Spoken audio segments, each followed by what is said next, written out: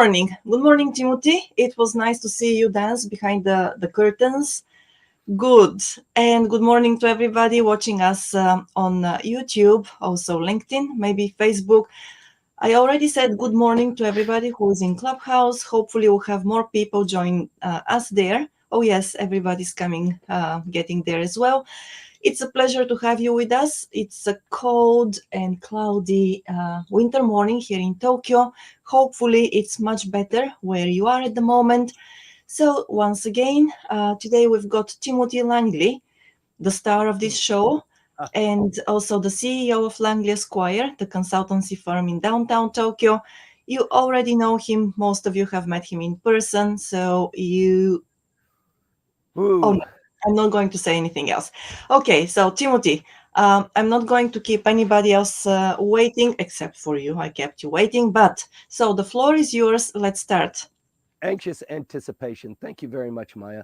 And I think when we go to the full screen, maybe this mirror comes in. I've been told that that's a real distraction, but I've kind of already set up. Yep, there it is. Oh gosh. Okay. That's all right. My very delicate setting. Gosh. So this is awkward. Okay.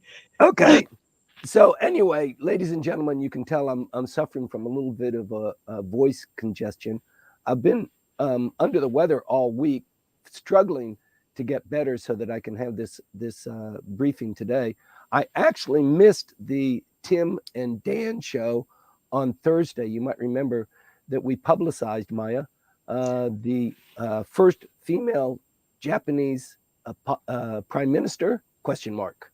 Which was a briefing that we had on Thursday. And unfortunately, my voice sounded worse than it does today. Yes, so it was on Thursday, 12 o'clock noon. I have to say I suffered all through the broadcasting.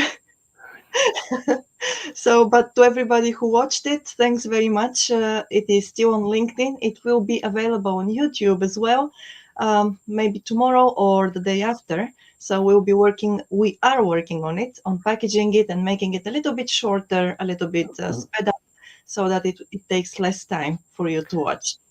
Thank you very much for filling in for me, Maya. That was really great. I'm sorry I couldn't make it. You're welcome. Well, next time, I promised everybody that you will be there next time, so watch out. Well, I'm kind of here today, so thank you very much, everybody, and thanks for continuing to be involved in what's going on in Japanese politics. Today is February 25th, 2024. This is episode 159. Oh my gosh, the hits just keep on coming. The emperor's birthday, he turned 64 years old on Friday, so as a natural consequence of that, the nation took off on a national holiday that was very well received. The weather's been very funky these last couple of days. If you might recall, way back in Monday and Tuesday, the weather was just unbelievably fantastic. It was almost like summer. And then on Thursday, winter came back with a roar, and it was really a miserable day. And it looks like little by little, we're inching towards spring. As you know, the Meteorological Agency of Japan has predicted pretty accurately, I guess. They have a lot of smart people working on this because it is an issue of supreme importance that the cherry blossoms will start to bloom on March 17th and reach their peak on the 25th. So this is like, the effort that goes into landing somebody on the moon is the same effort that's going into predicting when the cherry blossoms will bloom. There is a tree in the Yasukuni Garden, if you've never been there, that augments it really certifies when the cherry blossoms are at full bloom. So if you have a chance, visit Yasukuni around the 25th, and there'll be a lot of press there. There'll be a lot of people. It's just, so much looking forward to spring hitting us.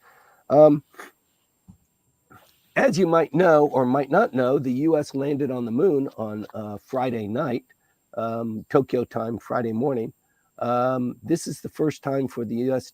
to land a vehicle on the moon for about 20 years. And it is following with what happened with the Indians. They landed a vehicle on the moon in the South Pole in August. And then in January, the Japanese team, JAXA, landed a Maya, can you turn your mic off? I can hear you beating your cat. Thank you. JAXA landed a vehicle on the south side to kind of prove the point of pinpoint landing. It did hit a pinpoint landing within meters of what the target was, which is a huge technological leap. Unfortunately, the vehicle was supposed to land on its side and it landed on its head instead. And so the solar panels were not able to deploy. They had to wait for the rotation of the moon to get some of the deflected sunlight. So it was up and running. It was not scheduled to last more than a couple of weeks in any event on stored power or even the power from the sun, because the environment is just so harsh there. So what we're seeing here is just once again another push towards the moon. The shuttle and the space station was taking up all of the energy since the United States landed on the moon in the 90s. And so this is kind of a return to space exploration and landing humans on the moon. President Trump put a program in place, Artemis, that will put people, Americans, back on the moon, probably with the Japanese astronaut as well, within the next 5 years. And even though the presidents have changed, this program still continues. So there's a lot of excitement going on towards that. As you've been following Japanese politics, because it's just in the news so much, it is so dominant. If it's not talking about Shohei Ohtani, they're talking about the prime minister getting beat up inside the diet hearings. So if you're even just kind of tangentially involved, you see that the television cameras are focused on the budget committee meeting room. That's the largest room within the diet. And this is where the prime minister and his cabinet are there trying to get this budget passed. They want to get the budget passed by the last day of March. And in order to do that, they've got to get the opposition somewhat voting with them to pass the budget. And so there's a lot of dynamics going on there. And the prime minister has been completely under the gun for the last 2 weeks. This last week, you might remember, it's only been a 4-day week for the budget committee to meet and to beat up the prime minister and get concessions out of him, because what the opposition party has said, actually in a kind of unified voice, is we're not going to continue with budget hearings until you fess up about the kickbacks. We insisted on you providing us with the names of all of the politicians that were involved in that. Thank you very much. You provided the names of 51 people last Monday, meeting our deadline to you. So there is a lot of thumping of the chest going on here. This last week, they said this 51, we want to hold them in contempt. We want to put them in front of the ethics committee. We want to have a joint hearing. Upper House Ethics Committee, Lower House Ethics Committee. We're going to broadcast it to the world, and we're going to show everybody what scoundrels you are and how much money you took. And that's what this wrangling was about this whole week here. Who's going to show up? How much time is going to be in consideration from the time that they started collecting these kickbacks to the time that they ended the kickbacks? Who was involved? How they spent the money? That sort of thing. Essentially, the opposition party has received squat. They've received only a minimum reaction from the prime minister. The prime minister, and his numbers reflect this, that he's not being forthcoming. He's not exuding an air of confidence or honesty, and so the general public is picking up on that. His approval numbers are just so dismal. Just this last week, who was it? It was maybe Fuji. No, it was Mainichi, who is generally not the worst evaluator of the prime minister, put the prime minister's approval rating at 14%. That is incredible. And the LDP at 16%. This is the same level as the smallest opposition party's approval rating, 16% for Rikken. They have about a 14% approval rating too. So this is really harming the prime minister. If you put yourself in his shoes and think about this, if you're the prime minister, Maya, I'm hearing some background noise. Are you suffocating your cat now? it's a good idea, but okay, there we go. Thank you. Um, if you're the prime minister, what tools do you have? What are you going to do when you're in this kind of situation? And there are a couple of tried and true avenues for bringing this number up. And I'm just going to run through a couple of them. And then throughout this briefing today, we're going to talk about all of the steps that he's taken to implement some of these. So what do you do if you're in this situation? Well, you spend more money. That's one way to kind of lower the dissatisfaction with you. You announce something special, some new plan, some new initiative, or you fire some people, you fire some significant people, you kick them under the bus, you say, that's the end of the analysis, let's move on. You push up the Nikkei, make everybody happy, make all the big companies, believe and feel like, they're in the money this time and you're the one that brought it to them. Or you could travel overseas. That usually is a tried and true tactic. When it gets hot at home, you go overseas, you generate some news there, some international acclaim. You come back, your numbers are a little bit different.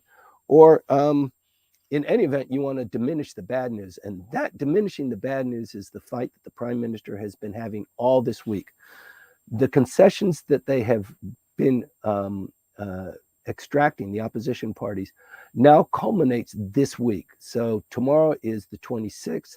They will hold, presumably, the ethics committee meeting on the 27th and the 28th. It's not a joint meeting. It will be held in the lower house. And what they want to do is they want to satisfy the opposition's demands so that the demands are met and we can get back to the budget. And with regard to the budget, the prime minister and the cabinet is moving very aggressively. Typically, the lower house passes the budget on the last day of February, and we're approaching that this week. So Friday is the 1st of March. And then they pass it to the upper house, and before the end of March, the upper house passes it, and then it becomes law. If the upper house doesn't pass it, it comes back to the lower house, and the lower house has a second bite of the apple, and it can pass it. It can pass it over the upper house, in fact. And what they want to do this time is they want to pass the budget in the lower house, and in the same week, pass it in the upper house. So that's the game plan, and that's the extraction of concessions that the opposition party, they know that the prime minister wants to pass the budget quickly. Then that gives the prime minister a whole month to do whatever else he's going to be doing with, I don't know, the kickback scandal or preparing for the Biden visit. Who knows what's happening, but they're really pushing this one through. And as a consequence of that, I think the opposition party believes they can get some extra concessions. But in my book, they really haven't been very successful. They wanted 51 people to show up, these 51 people that were identified by the prime minister. And by the way, the reason why the prime minister is getting hammered so hard, it's not just because he's the prime minister.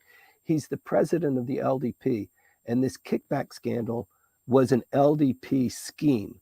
And as the president of the LDP, he has to answer for that. And what he's saying is, look, I'm the president of the LDP, and thankfully the LDP and some of you in the opposition made me prime minister. But even if you didn't, the majority rules, and I'm prime minister. But this thing with the kickback scandal and the LDP, I think it's an issue that needs to be decided inside the parliament. So let's put it to the lower house ethics committee or to the budget committee. But it's not something that I, as prime minister, really am going to dictate. So it's the same thing that he did with his political faction, the Kishida faction. If you recall, when this issue began to come up, he was still the chairman of the Kishida faction. He began to get a whiff of this bad smell coming in, and he resigned as president of the Kishida faction. He should have resigned when he first became prime minister. All prime ministers previous to that, to Mr. Kishida, have done that. They've all been leaders of their own political faction. When they became prime ministers, they resigned that role, and somebody else stepped up into that role. Same thing with Mr. Abe, as you might recall. So the Abe faction ceased being the Abe faction, became the Hosoda faction. So similarly with Mr. Kishida, he decided to resign once this smell came up.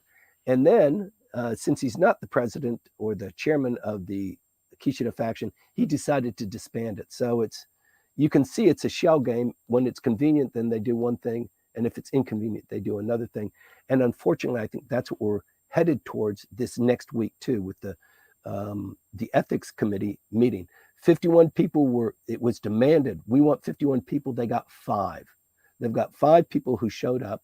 We want it to be compulsory and under oath. It's not going to be compulsory. It's going to be voluntary. So that means if they answer, if they refuse to answer, it's because of their own volition. It's not because of a diet rule or a law that says you must answer honestly, you must be fully disclosed. It's nothing like that at all. And let's see, it's we want, the opposition said, we want the statute, at least the statute of limitations, to cover the testimony that you're going to be giving. They didn't get that. The statute of limitations is 5 years. So the scandal was discovered in 2023, the end of last year.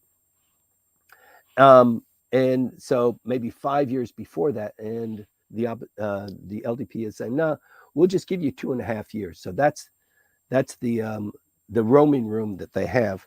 And let me see, open and closed. It's going to be, the opposition wanted it to be open to the public, and I think the LDP is insisting that it be closed. So there might be notes that leak out after it, but no video of people, responding about how the kickback scheme worked.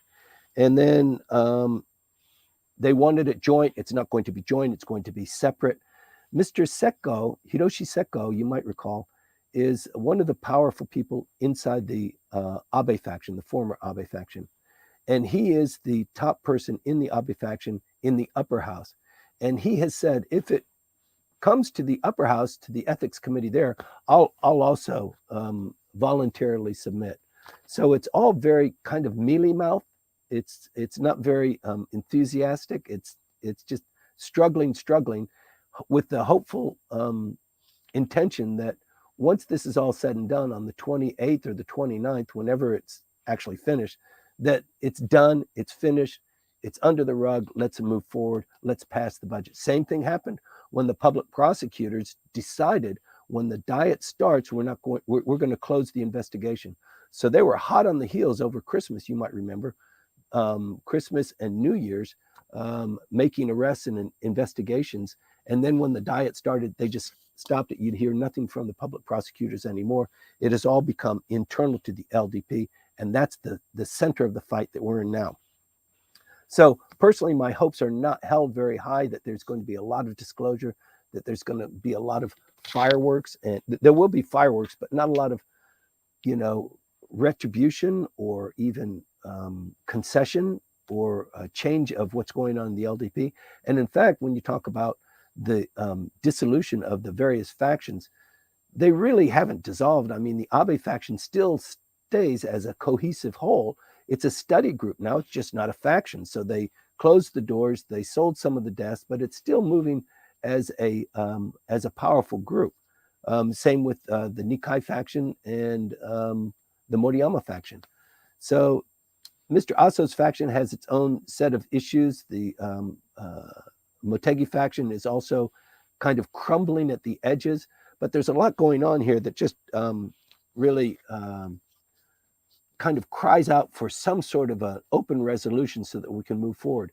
And in light of all of these dynamics, Dan Harada and I and Maya came up with this idea about having a webinar about the possibility, the potential of a female prime minister. And in fact, the prospects are very high. And I don't want to diminish your desire to see the video when Maya uploads it again, because we did it live. It's not on YouTube yet, so we shot it live, and we've retained the content, and Maya is chewing through it, taking out some of the dead air and making it a little bit more consumable, and she's going to upload it, tomorrow or the next day. But the point is that in the last election for prime minister, there were 4 candidates, and 2 were female. So that's a big deal. 2 of the 4 were female. And in the next election, you're going to have these two repeat. They're going to come back in. They've already announced that they're going to come back in, and probably a second female candidate, maybe even a fourth. So you could have a very crowded field, and in a crowded field, sometimes you're splitting the vote and the unexpected happens. So that's the likelihood that we examined in this last briefing on Thursday. So if you have a chance, please take a look at that. It's a pretty good analysis of what is potentially coming down the path. If the prime minister does not call for a general election on April 28th, and the ball is still in the air there, we're not sure. It pretty much depends on how his trip is with Joe Biden on April 10th. But even if he doesn't, his term of office ends at the end of September, beginning of October. Excuse me. And it is unlikely that he will be a candidate for prime minister. He could be, but it's going to be a crowded field. And that's what the part of the analysis that was delivered on Thursday is all about. So the end result is we've got 3-4 Diet members who are going to be under questioning on Tuesday and Wednesday. It could fall into Wednesday or Thursday. The fights are still going on.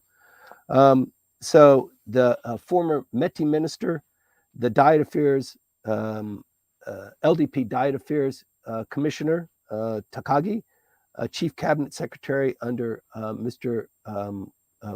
Previously under Kishida, Mr. Matsuno, these are all Abe individuals, very top level Abe individuals.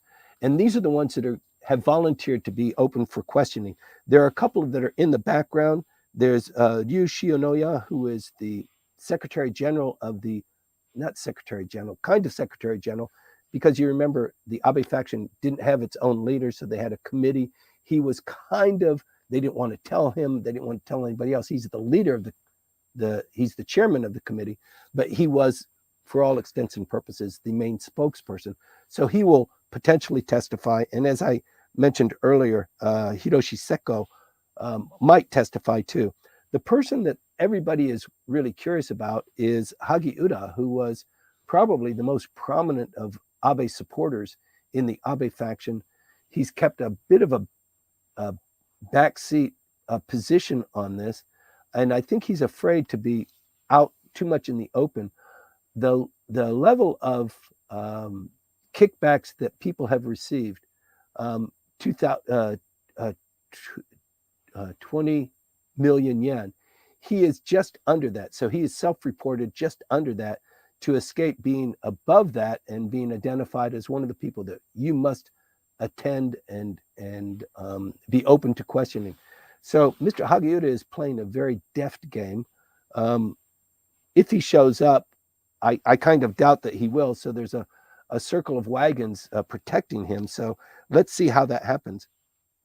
And in the end, it has been revealed that 570 million yen has been funneled to 51 members of the lower house, 31 members of the upper house. So it's pretty widespread, and this is predominantly in the Abe faction, in the Nikkei faction, the Kishida faction, and the Motegi faction. But you hear nothing about Motegi or the Kishida faction when these investigations are coming up. So there was a lot of horse trading there. They decided, let's focus on Abe and Nikkei. Everybody else gets a buy. But we want the goods on these two factions, really hold them up, pillory them, make them suffer, and then give the voting population a chance to evaluate the LDP. And they've been doing that as this process has been going on. And it's not looking so sweet for the LDP. So the other thing that is kind of chief in everyone's mind is when and will the prime minister hold an election for the lower house? And we've talked about this ad nauseum here on this program. Everything depends on what happens, April 10th, when the prime minister visits Joe Biden for a state visit. April 10th is also the election for President Yoon to succeed himself as president of South Korea. There's a lot going on with South Korea, Japan, and the United States. They had another trilateral, meeting just this last week for the during the G7, G20 ministerial. There's a lot going on there geopolitically as well. I'm going to try and get into that before we wrap this up. Let me see what else we've got going on. You might have been following this, but there was a huge report of a data leak this last week. iSun, a company based in Shanghai, was reported to have hacked more than 15 governments in Southeast Asia. They don't mention Japan by name, but South Korea, Thailand, let me see, who else? South Korea, India have been identified as having been hacked by this group. And I think this was actually identified by the United States Defense Department probably 2 years ago, and Japan was warned that you are being infiltrated, you're being hacked, you need to watch out for this. And I don't know what other remedial measures they took, but it hit the fan just this last week. The chief cabinet secretary had to go in front of the cameras and report and confess that, yes, we have been hacked. Many diplomatic cables have been compromised. So, this whole thing with the Five Eyes and weaving Japan and Japan's defense industry into the entire bulwark of how we're going to confront China should they initiate kinetic action towards Taiwan.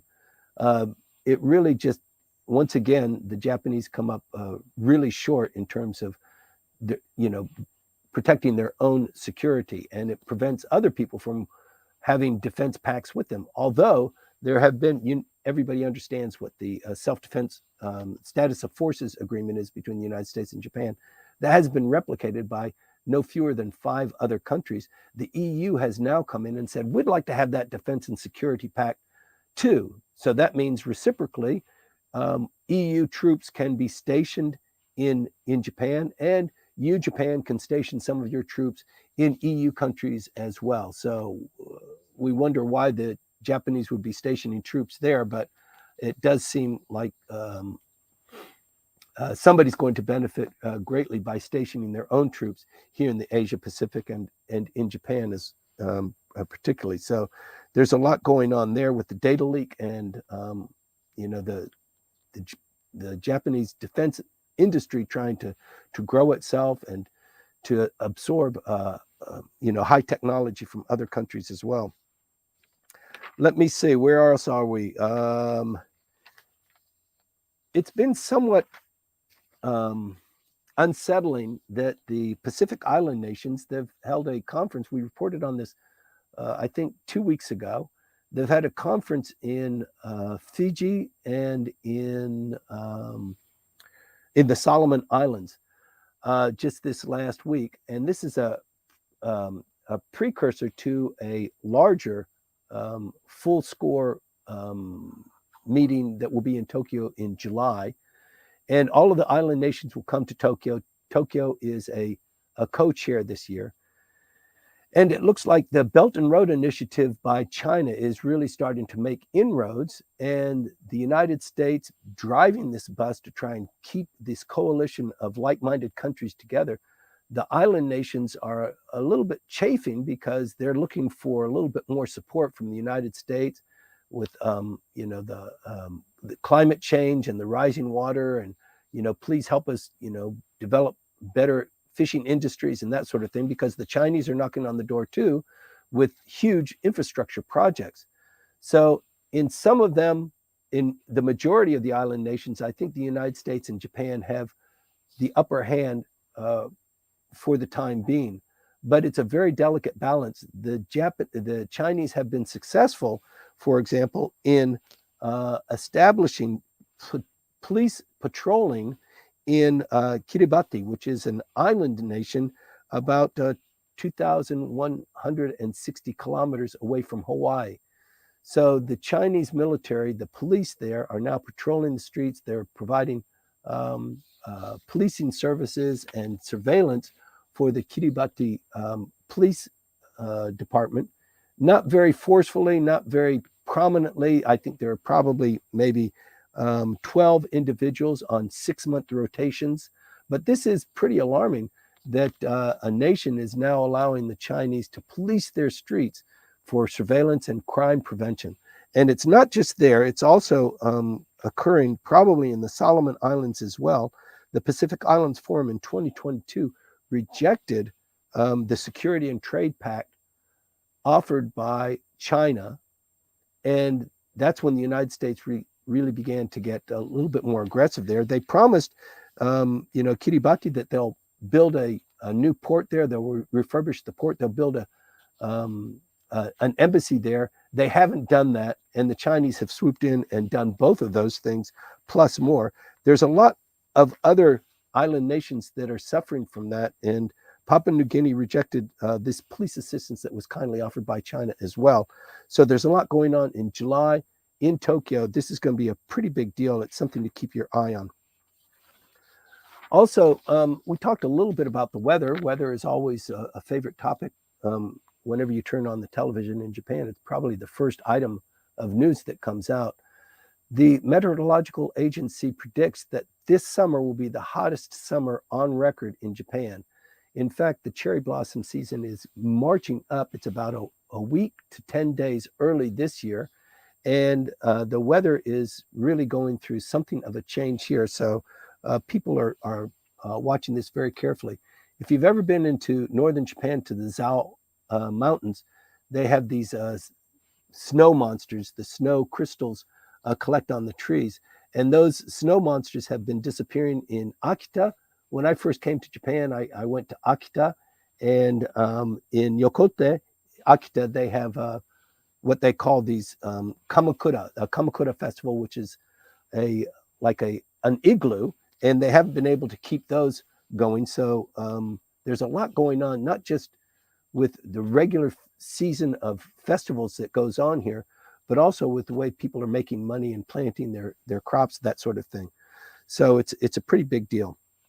Speaking of a big deal, the Nikkei broke 39,000 price points per share in the Nikkei 227 shares, companies that are in the Nikkei. This is a big deal. It hasn't happened since 1989. 1989, that's when Japan was top of the world. And I think Akira Morita from Sony wrote Japan is number one. If you remember that far back, the yen closed at 150.48 to the dollar on Friday. And so we talked earlier about what do you do as prime minister if you're in this trouble, try and bring the Nikkei up. And unfortunately, the prime minister doesn't have much to crow about. The Nikkei boosting up is not very much related to anything that he has done. It is related, though, to the NISA, the ability of the Japanese to invest their funds in a tax-free account. So this experiment started just in January. It's taken off like a rocket. The Nikkei has enjoyed a great benefit as a consequence of that. I believe it's a test market. What the prime minister has long said since he became prime minister is, I'm trying to get the Japanese grandmas and grandpas who are sitting on mountains of money in their mattresses and in their pillows and their bank accounts to release that. So this NISA stock program allows them to invest, get a tax-free revenue hit on that. And it looks like that is something that is attracting a lot of attention. At the same time, the Tokyo government wants to make Japan a hub, a financial hub. There's that push again to bring foreign money into Japan. It's basically the foreign investors who are propping this up. Warren Buffett, his moves on purchasing Japanese stocks buoys everybody up. So there's a lot going on there. How long it will continue and how much it's going to trickle down to the everyday person is anybody's guess. But the spring offensive is upon us. The spring offensive is the wage negotiations that go on between labor unions and the companies, Keidan Ren representing the vast majority of blue chip companies. But this spring offensive has already started. The Japanese government has encouraged the companies to up the wages significantly more than They have been in the past, so we can expect a boost to the economy, people getting more money, probably some changes in the economic parameters here. But the first thing to do is to pass the budget. If they pass it this week or early next week, that's a big deal. It's something you need to keep your eye on, because with how the prime minister handles the opposition demands and how he gets the budget passed, then he opens the door there, and there'll be a lot to be revealed. We're going to be watching it closely as well. Let me see what else we have. There is a no confidence motion that was pushed and failed. If you're a frequent viewer of this program, you know that the Minister of Education is a good friend of the Prime Minister. He is in his political faction. His name is Masahito Moriyama. He's the Minister of Education. The Ministry of Education is the plaintiff against the defendant Unification Church. The Unification Church had its first hearing in court last week, like on Thursday. On Tuesday, there was a no confidence motion filed against the minister because of his ties to the Unification Church. You might remember that during the election of 2022, this individual, he was a lower house member, he was running for re-election, received the endorsement of the Unification Church, and proudly promoted his signing an agreement to follow the precepts or the policy stance of the Unification Church when he becomes re-elected. So if you help elect me, Unification Church, I'll sign off on your policy pronouncements. So he forgot about all of that. He forgot about telling people about that, in other words. And it just became an item of news maybe 2 weeks ago. So the opposition party is really angry about that. They insisted on his resignation. He did not resign. They filed a no confidence motion, and it failed on Tuesday. And so the court hearing goes on with the main person driving the plaintiff's drive to reel in the Unification Church and how their assets will be distributed, is the Minister of Education, and he remains that way. So it somewhat indicates maybe what we're going to be faced with the kickback scandal too. People are going to be really upset about it. They're going to make a big deal about it. They're going to complain. They're going to slam their fists on the table. And at the end of the day, since the LDP and Komeito hold more than 50% in both houses, that the opposition party can't do anything about it. Interestingly enough, in this no confidence motion, the opposition party voted to have a no confidence, and the LDP, Komeito, and Ishin stuck together to prevent the no confidence motion from going forward. So that's a pretty interesting thing to happen. Usually Ishin is in the opposition camp, but in this instance, they came over to the LDP side. So you've got to wonder what's going on there.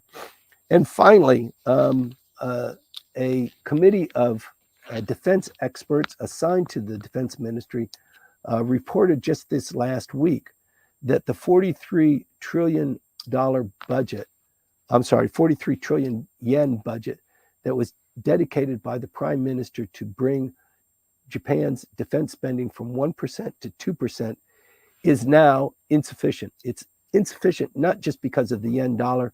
It's not insufficient because the price of these defense products have risen in price, but it's because it's just not enough. It doesn't reach a critical mass. It was a hope for a chance by the prime minister to beef up the defense spending, the defense posture of the Japanese, in light of the peace constitution, to arm Japan against invasion or against attack, and probably give it a little bit of offensive capability too. And they came up with their report and they said it's not enough. Even you spend this amount of money, it's not going to make that much of a difference. It needs to be significantly more. And in light of this, we still haven't figured out how it's going to be paid for. How is the 43 trillion yen going to be generated out of the economy? And the prime minister has been very, very quiet about that.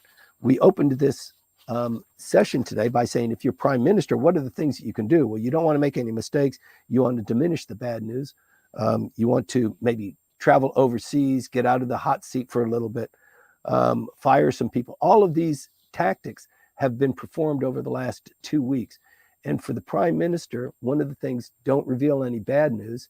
He still hasn't said how the consumption tax or the Japanese people are going to contribute to that. There are 4 areas where money will be generated to pay for this defense spending. And one of them is on the consumers. And we've been talking about this for 2 years. That number has still not come up. It's still been avoided.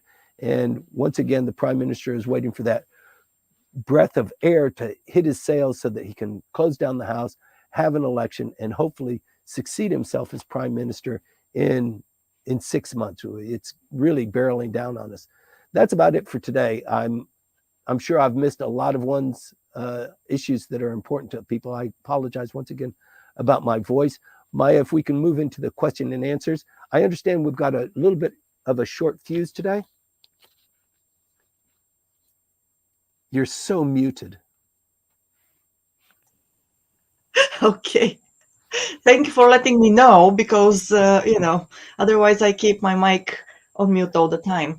Okay, so thank you, Timothy. Yes, I apologize. We need to finish at the latest at 10 o'clock. So we're going to go through all the questions that have been out there. We have some questions also that came up during the week. I'll let you know about them as well. But first of all, Timothy, because you were talking about the hacking of different governments and government information data sources, we have Hiroku-san. She commented on LinkedIn saying, Hayashi Chief Cabinet Secretary said that the government did not identify any hacking of classified information despite the repetitive warnings from the US. Some of the information has been shared by the US. So this is a piece of information here we got. So Hiroku-san, thank you very much always for helping us with details and insights that may have been. Yes? Yes, Hayashi is an excellent foreign minister. He was an excellent foreign minister. He's an excellent politician. He someday will become prime minister. He is a great chief cabinet secretary for this prime minister. The rule here is don't admit, unless you absolutely have to, don't admit. But I think people that are in the know already know. So he can say what he wants, but I think this hack was massive, and it wasn't just the 6 countries that I identified. Right. Okay. Thank you for that. And one of the questions we got on YouTube during the week is how well known and how popular in Japan is the concept of universal income? The concept of universal income? Yes. I think Japan actually prides itself on not having universal income. And I don't know if it's really taken on much momentum here. But that being said, the Japanese tax authorities are looking under every rock for any way to generate tax revenues. This NISA strategy of letting people take money out and invest it and get tax-free revenue from their shareholdings is kind of knocking a piece of their nose off in spite of their face, because they're trying to get a couple of things going at the same time. They're trying to get the Japanese to release the money that they've got saved in bank accounts and in investments. They want them to release that. So if they did that, I mean, it's the amount of money there is trillions of yen. It is far, far greater than the enormous amount of debt that the Japanese government holds. And it's just being hoarded by people because they're waiting for a rainy day. It's just like the companies. The companies in Japan, the blue chip companies, have had 3 years of record revenue. So over these last 3 years, even though the Nikkei has been up and down, the yen has been really suffering, these blue chip companies, the Nikkei 225, have been doing gangbusters and soaking up lots of revenue. So the prime minister is trying to force the companies to release that by distributing as salaries, but also get the tax revenue any way you can. So I haven't been following that issue. Who is the question by? The question is by Nana. So Okay, Nana's always got this a huge list of great issues. You should be doing this program, not me. yes, Nana or Nana. I don't know how to pronounce your handle name there. So when you watch us, thank you very much for all the questions, and please Yeah, do feel free to join us. You can always join us in Clubhouse. It's the same, the title is the same, Japanese Politics One-on-One there, so that we can hear your voice and also talk with you there. So thanks a lot for the input. We're looking always. forward, yes, to having you with us again soon. All right, and also Nana wrote, as you just mentioned, Timothy. Obviously, this person has a lot of information. So Nana wrote that I know that Ishin and Reiwa Shinsen Gumi have put uh, the concept of universal basic income in their party platforms, and there are Japanese academics that argue for it, but I don't know about how well known it is in the public or its popularity with those that know about it in Japan. So, yes. So universal income. If um, I just put a lozenge in my mouth, and boy, this has helped a lot. Universal income, it is practiced by the United States tax authorities. So it means that if you are an American living in the United States all your life or living elsewhere in the United States, as long as you're an American citizen, you must report all of your income globally received. And you need to report that to the tax authorities and pay the appropriate tax on that. The Japanese don't do that. The Japanese say if you live in Japan or if you live elsewhere, you're a Japanese national, your tax base is calibrated by the amount of money that's generated in Japan, either stocks or bonds or salaries or that sort of thing. But if you're living in a foreign country, you're obligated to pay the tax in that foreign country, but you're not obligated to pay the Japanese the taxes that are due because you're getting a revenue from overseas. That's it in a nutshell. I hope that helps. Yes, I hope so too. And also, well, I have a question for you actually. Sorry. All right. So we know that you talked a little bit about the defense budget and also how well the budget is not enough already and it has to be supplemented maybe this coming year or next year. Um, I have a question actually to you.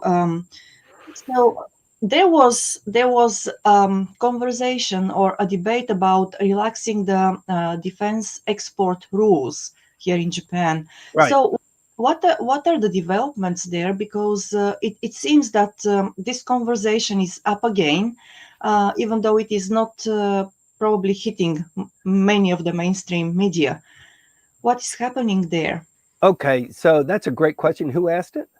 I did. Oh, that Maya girl. Okay. Sorry. Yes. So there was a defense convention that was held somewhere in Southeast Asia, and a lot of the contractors, the defense contractors in Japan, traveled there.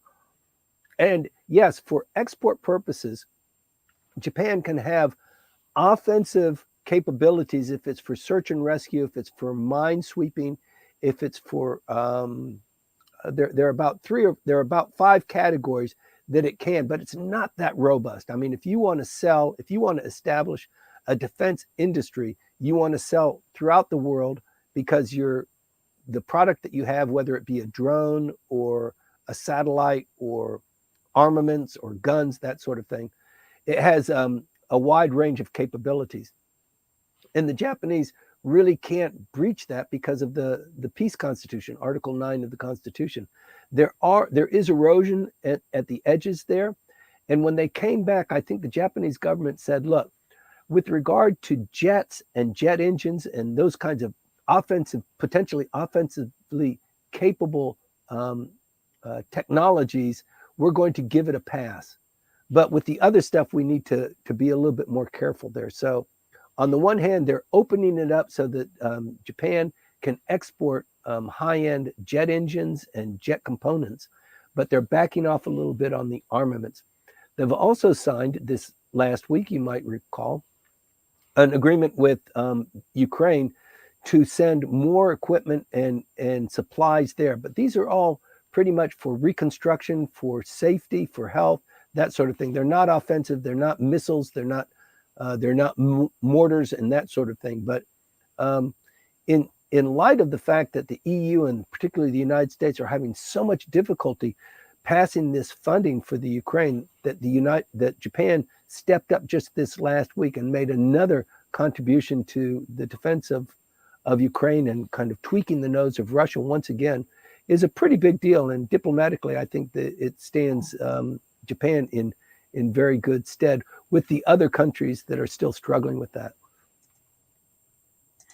Okay, thanks for the answer, Timothy. And also, yes, Camilo, he commented on this. He said, Maya, it was reported that Natsuo Yamaguchi has grown wary of easing up on weapon export rules.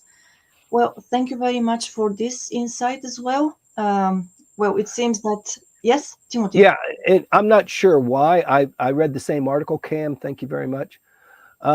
I'm not sure why they're backing off a little bit. It could be that the attack on the LDP for breaching the constitutional mandate could be coming up. It could be rising in the near term. That might be one of the reasons. But yes, it is rather remarkable that it was publicly stated we're backing off a little bit on this export, because I think for the Prime Minister and for the Defense Ministry as well, developing a homegrown defense military industrial complex pays great dividends, and they're trying to move in that direction. But I think they've decided they need to back off a little bit. Well, I think that there is a general disagreement on this here in the population, among the population, I believe, because it has been, the general opinion here that Japan suffered because of what it did during the Second World War and so on and so on. And now this is what I hear from friends and family here in Japan, that once Japan begins to develop the military industrial complex, then it will be actually very quick, but also it will be a target, and it becomes immediate target of attack, for any country that is really ready to launch or to claim a war. I don't. So the crossroads that Japan is at now is, do we maintain the peace constitution and therefore hopefully escape being a target, or do we acknowledge that the bad guys are always going to pick on the weaker guys, and the Japanese, can we always depend on the United States to provide this nuclear umbrella to protect us under all circumstances, or do we do the prudent thing and begin to arm ourselves to at least to the teeth defensively, if not offensively? So that's where they are. And the issue here is that the LDP is dedicated to this strategy. The LDP is dedicated to changing the constitution and rearming Japan and bringing Japan back to where it used to be before it made some disastrous decisions that led up to World War II. Not all the decisions that they made were bad, but that was the sign of the times 75 years ago. Maybe it's time for a change. Who knows? But Japan and Australia just entered a pact this last week to co-develop underwater drones. Underwater drones could be interpreted as defensive in nature. It could be interpreted as offensive in nature. It's anybody's guess, but at least the Japanese can say this joint collaboration that we have on developing underwater drones, the defensive part, that's Japan's, and the offensive part, that's you guys. So we'll sell this product throughout the world and share in the revenue. I think that's a sign of other things to come, not just with jet parts, but also with helicopters and with armaments as well. So drones are a big deal, and I think Japan will excel in that. All right. So thank you once again. This is one of those issues that we need to watch out for, and probably we'll be talking about them as we go forward. There is another question on YouTube. Actually, it came a week ago, and it is from Nicholas Hughes. The question is there any significant or material difference in the foreign policy approaches or plans of the major Japanese political parties? I would like to hear Timothy's take on this in the next week's video, if possible. Oh, definitely. Sure. Like I said earlier, it is one of the defining principles of the LDP to revise the Constitution, in particular Article 9, which forbids Japan from being developing offensive capabilities. It needs to be defensive, restricted to defense. And the LDP, their guiding principle is let's change Article 9. And in order to change Article 9, first of all, you have to have 2/3 of the upper house, 2/3 of the lower house. And until you get there, it's not going to be much of a topic of conversation. So that's why you don't hear much about it. You hear more about let's have a snap election. Let's try and get these numbers up so that we have 2/3 here and 2/3 there. We've got with Komeito, a coalition, we've almost got 2/3 in the upper house, but that's not going to win the day. We still need 2/3 in the lower house. How are we going to do that? Mr. Kishida, you've got to somehow pull the rabbit out of the hat so we have 2/3. And once that happens, now all of a sudden the constitutional issue comes up. Obviously, the Japanese Communist Party has a polar opposite view of that. They don't want the militarism to surface again. They want the peace constitution to be honored. Komeito, even in coalition with the LDP, is against revision of the constitution and is against many of the concepts that propelled the LDP forward. LDP is big blue. It's the big business. It's the corporations. It's moving the economy forward. Komeito is the clean government party. It's for the downtrodden. It's trying to lift the social welfare, help mothers who have 2 or 3 kids, make their budgets, and people who have suffered, disabled people, all of those kinds of things. The Komeito is in front of. Ishin and the Constitutional Democratic Party are a little bit more complicated. And I think for the Constitutional Democratic Party, they would like to see Japan rise up its defense posture, but not to the degree that the LDP does. And I think Ishin is a little bit towards the LDP on this. So it is not unforeseeable that ultimately Ishin and the LDP join forces. It's just as likely that Ishin really, if they begin to start making higher inroads into the upper house and the lower house in terms of members, that they have their own opposition party there too. It's very difficult to say right now, but if you put it on a spectrum, and I can put it on a spectrum, it's a good idea, Nick. Thank you for asking the question. What the political party's position is on defense spending and on the peace constitution, it might be somewhat revealing and help people distinguish between the LDP on the one hand and then way over on the other side, Liken or maybe the Communist Party on the other. Okay, thanks for that answer. And we have Hiroko-san with us in Clubhouse. Hiroko-san. Good morning, Good Maya-san morning. and Timothy-san and everyone. Thank you for having me. Thank you for coming up.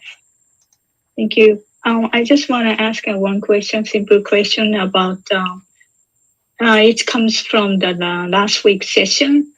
You talked about Prime Minister Kishida is visiting South Korea and to meet Right.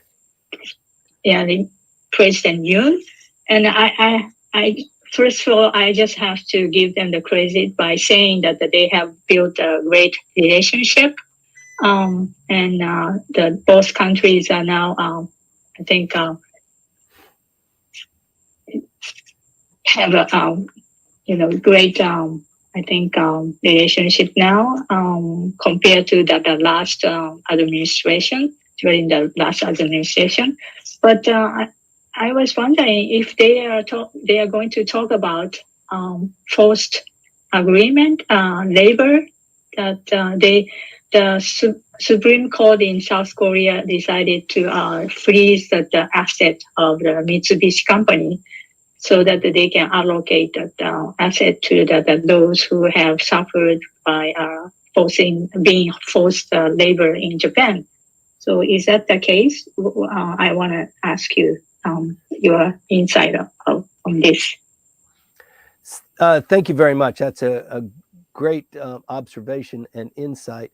The relationship, we wish it was better. It's not that great. It's kind of okay.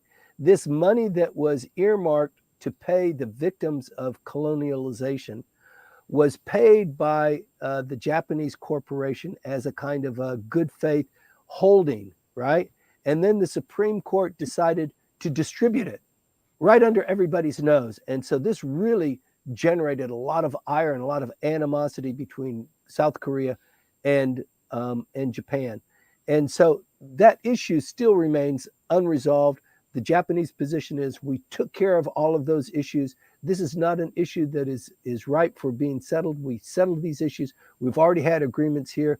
We've made offers to reconcile. And then you pull this little trick on us, and we're not very happy about it. The other problem with that is that President Yoon only won by a razor's margin, you might remember. Yes, the previous administration was against Japan, and there was a lot of animosity directed towards Japan and Japanese businesses.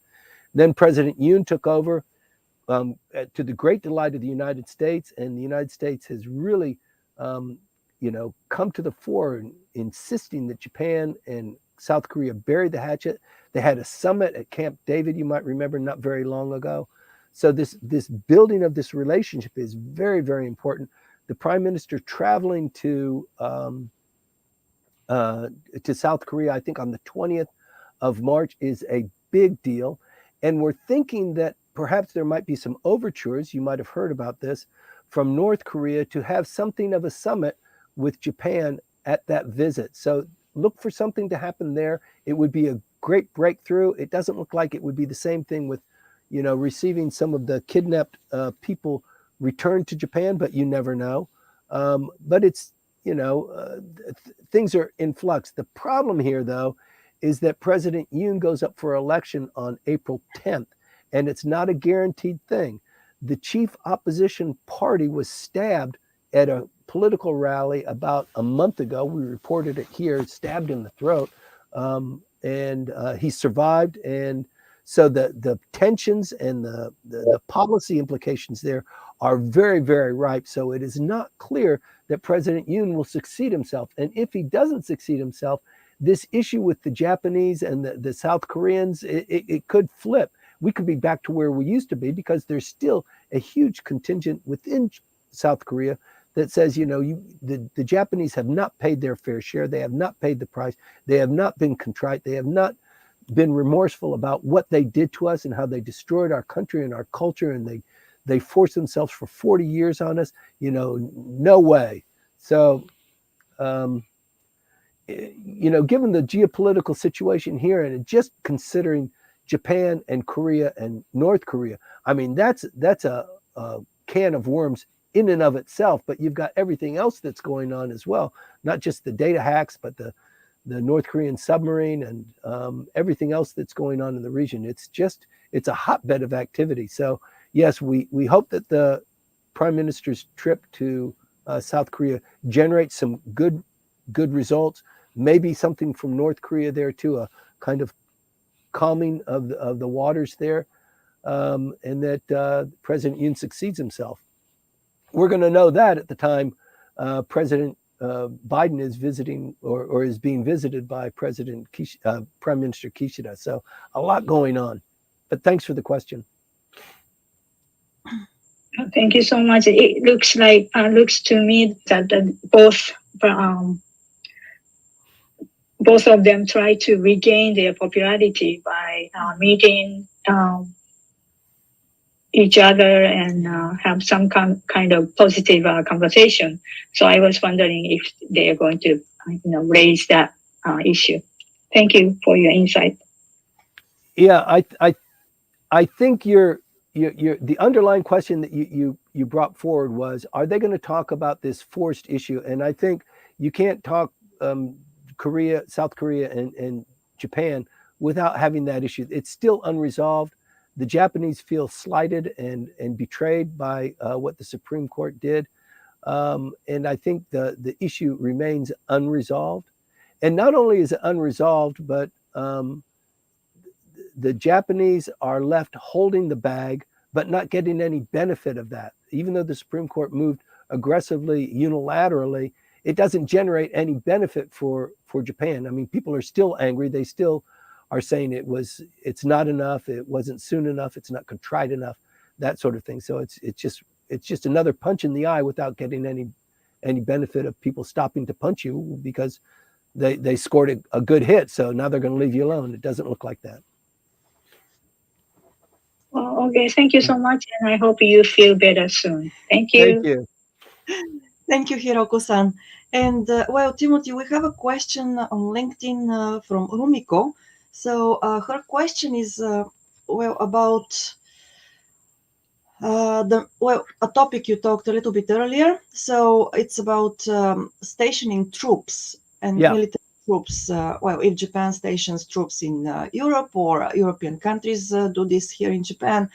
Okay, if even if the EU wants to sign up for military collaboration contracts, in case of any disputes, where is the primary jurisdiction court designated in the contract? Where would you think it is? Is it in Tokyo? It's a very complicated issue. And as you will recall, for example, when a U.S. military person gets involved in a traffic accident, for example, in Okinawa, and somebody's killed, some of that goes to the Japanese police and some of that goes to the military police. There was an accident, I think it was here in Tokyo, just outside of Tokyo, where a U.S. military person was driving. I think he fell asleep at the wheel. He was with his family. He was driving late at night. And he wrecked his car and killed some Japanese civilians and went to jail for that. And there was a big brouhaha in the United States about release him, freedom to, this political prisoner. And he was released to great fanfare, but it was basically a traffic accident. And it raised the issue that you are bringing up right now. What's the jurisdiction when something like that happens? And those issues are supposed to be defined in the status of forces agreement when the country signs this agreement. So, for example, if the EU does enter this defense and security pact with Japan, and there are a stationing of troops, the law of averages tells you that certain things will happen. There will be, robberies. There'll be people will get into trouble. People will get sick. Things will happen, and the status of forces agreement is supposed to cover all of that. It doesn't do it very well in all instances, but it does the best that it can. So it's one of those areas that people fight about a lot, because if it's a Japanese citizen that's injured, the Japanese politicians has to answer to those voters who are impacted by that damage. And if the person is picked up by the military police and brought back on base, and then there's no resolution there, the United States pays some consolation money to the family, and then the whole issue goes away. Some people are not satisfied with that. So there are lots of issues like that, thousands of issues like that. And there are so few people who specialize in resolving these issues on a legal basis. So the status of forces, the specialists to be there who actually live and work in Japan are very, very few and far between. So it's a real mess, actually. Okay, sorry. Yes, thank you for that. And obviously, maybe they will go case by case, but I don't want to comment on this because it is far beyond my field of competence. However, I tried to invite Ren, because I saw Ren. Hello. Oh, hello, Ren. Yes, Ren is in Clubhouse. Yes. Yeah, I hope you feel better. Your voice is. How's Philadelphia? All right. Hey, I just want to mention a couple points about Japan and South Korea. Yes. Because we here in Philadelphia at the University of Pennsylvania, we just had an interesting seminar, if you will, discussion about Japan and South Korea's relationship, strategies, and everything, and all the above. And there are two data being shared with the audience that was kind of eye-opening to me, at least to me. And I thought maybe it's worthwhile to share those data with you. But those data may be something that, Timothy, you already know. But here are the two data. The first data was that which country do you think has more has military threat to your country, right? So Japan has like Russia and China, it's the number 2 or something like that. But from South Korea data point, Japan is the second threat to them.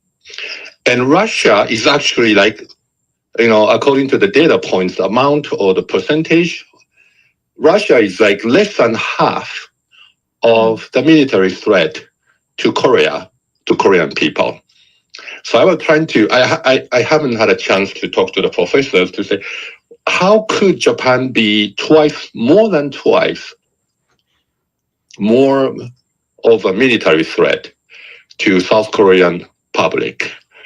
I don't have an answer, but I just want to share the data point with you in case this is something, certainly gave me a pause to think about the two countries' relationship. The second data point, and it's not really a data point, it's more like a knowledge that was a surprise to me, was an expert was saying that let's say South Korea is in combat zone, is combating with North Korea, and Japan tried to help South Korea to let's say drop a bomb in North Korea or something like that to help South Korean military. The South Korean people are not necessarily happy that you're doing that for us. For the following reason, because according to the current South Korean constitutions, North Korea is also part of South Korea. So if Japan attacks North Korea or drops a bomb in North Korea, the South Korea would consider that Japan invaded their territory. That was something I didn't even think a possibility, but it was very educational for me. And I thought these new revelation to me could be new revelation for you as well. And then just to appreciate the complexity that Mr. Kishida has to go through with President Yoon. Back to you. Thank you, Ren. I don't have much to add except for the fact that it is unlikely that Japan has capability to deliver a bomb anywhere, South Korea or North Korea. And probably that domain belongs to the United States. I think the United States would keep Japan separate from any kind of kinetic action by the Japanese there. And in fact, the Japanese are not built for that. They're built for support, for minesweeping, for that sort of thing. But I think it would really fall on the United States to quell that kind of a conflict. But as you know, Ren, because you're here almost every week, that the North Koreans have revised their constitution to say that we are no longer brothers. Our number one enemy is South Korea. These monuments that we have about peace and reconciliation, destroy those, dismantle those, and get with the reality that North Korea, if we're going to unify the South, we need to attack them, and we need to kill those people that were once our brothers but are now our enemies. That's pretty shocking.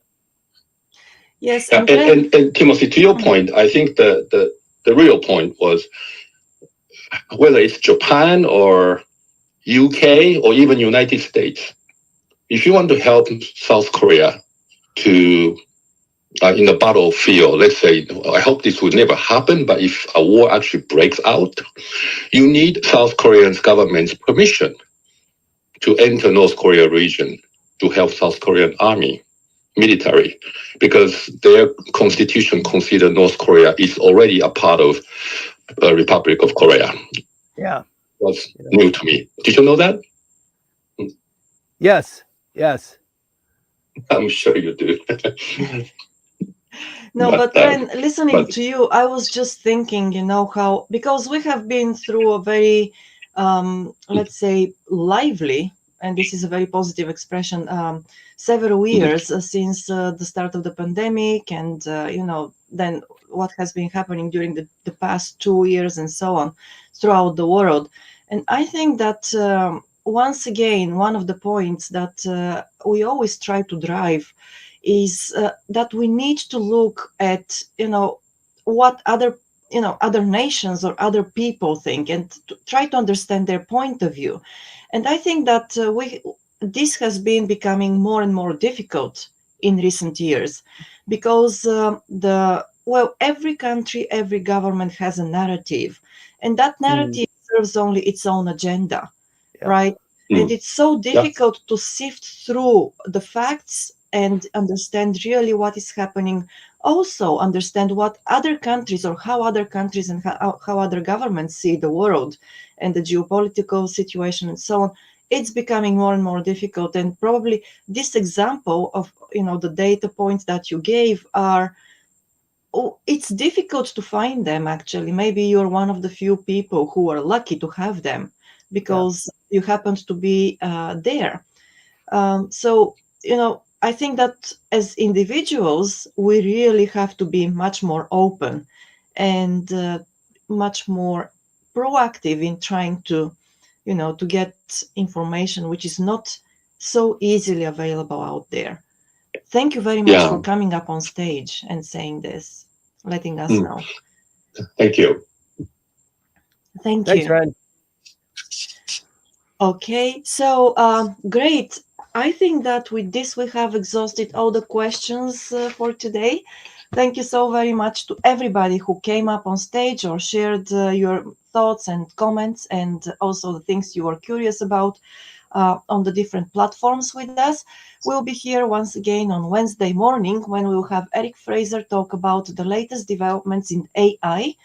And also next week at 8:20 here, when Timothy hopefully will have a better voice. And March 3rd. March 3rd. Is that Ohina Matsuri? Ohina Matsuri, yes. I think that's a very special day for another reason as well. But I'm going to keep that quiet for the moment. Okay. Well, the big news here is that we have survived February and we're into March. That's big news. And, March 3rd, that means that if the flowers are going to start blooming on the 17th, we're just 2 weeks away. So lots to look forward to. Yes, there is so much to look forward to. And, we have to live through this rainy, cold, and cloudy day today. But I wish everybody a bright new week, a successful week ahead. So please stay with us. Come join us next week again. Thank you, Maya. All. And thank you. Have a good day. Thanks, everybody. See you next week. See you next week. Here we go. Ooh, ooh, aha.